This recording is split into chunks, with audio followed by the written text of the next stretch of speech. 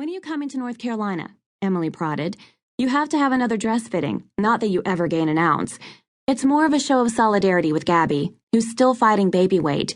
And there's the bridal shower Grandmother and Gabby are throwing, then the rehearsal dinner. I'm thinking we need a bachelorette night, just us girls. I want you here for every minute. This is going to be the absolute best summer the Castle sisters have ever had in Sandcastle Bay." "I wouldn't miss any of it," Samantha assured her. "After all, wasn't I the one who predicted last August that you and Boone were going to get back together?" "Yes, you demonstrated amazing insight, but it wouldn't be the first time that some irresistible part came through at the last second and you bailed on me. My college graduation comes to mind." "Well, there's no way I'd bail on your wedding," Samantha reassured her. The likelihood of a plum roll being offered was abysmally small. Besides, she'd never let Emily down after promising to be her maid of honor. The fact that Emily had even asked had come as a surprise. Their relationship had been tainted by some kind of sibling rivalry she'd never understood, but her sister seemed to be sincerely trying to leave that in the past. "I'm driving south the day after tomorrow," she told Emily, not mentioning that the wedding was providing the perfect excuse to leave New York behind during these depressing dog days of summer. "I'll be there to do whatever you need." "Are you bringing what's-his-face with you? The guy from the network? Or the producer? I lose track." "Truthfully, so do I," Samantha admitted. "There's no one I'd want around for an occasion as important as my little sister's wedding." There was a faint hesitation on the other end of the line, and then Emily asked slyly, "Not even Ethan Cole?" Samantha's heart did a predictable little stutter step. Why on earth would you bring up Ethan? He's ancient history, not even history come to think of it. He never even knew I existed back in the day. "Aha!" Emily said triumphantly. "You do still have feelings for him. I told Gabby you did. She thinks so too. Our powers of observation are every bit as good as yours when it comes to romance." "And you got that from my asking why you mentioned him?"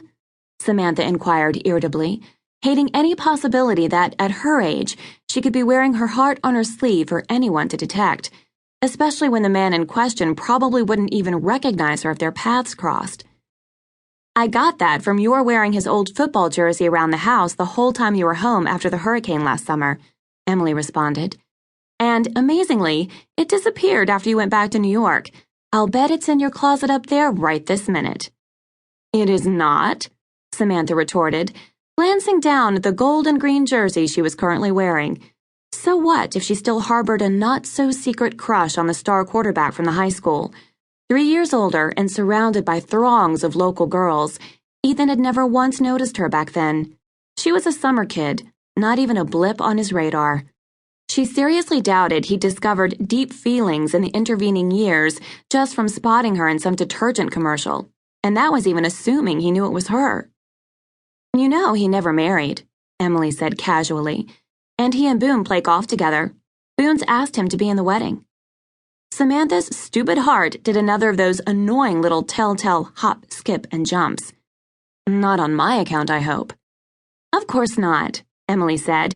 "But he is Boone's best man, which means you'll be seeing a lot of him." Samantha groaned.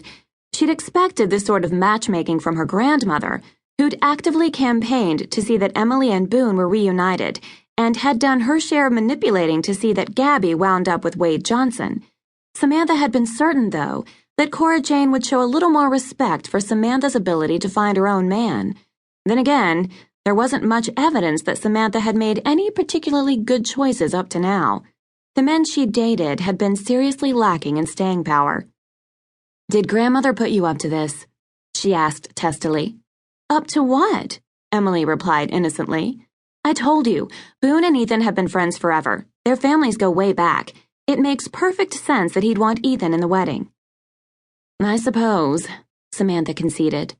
"Gotta run. I love you," Emily said. "See you soon." "See you soon," Samantha echoed. Suddenly, going back to Sandcastle Bay for her sister's wedding had gotten a lot more interesting, and maybe just a little dangerous.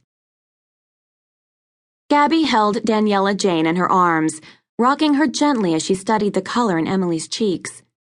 "Well, did you find out whatever it was you wanted to know when you spoke to Samantha?" she asked. "Oh, Samantha still has it bad for Ethan, all right."